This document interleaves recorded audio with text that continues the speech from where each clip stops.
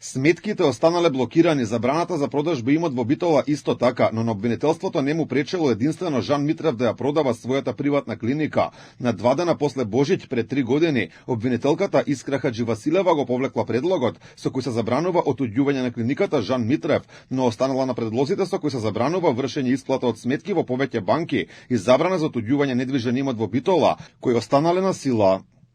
Во однос на забраната за оттуѓување на имотот во правното лице, јавниот обвинител го повлекол овој предлог со образложение дека истото е со цел да не се компликува постапката пред судот, почитување на правата на обвинетиот, па по оценка на обвинителството, оваа мерка е повеќе непотребна. Трите забрани кои биле на сила, кривичниот суд по предлог на обвинителството ги донело помалку од 2 месеци претходно, односно во средината на ноември.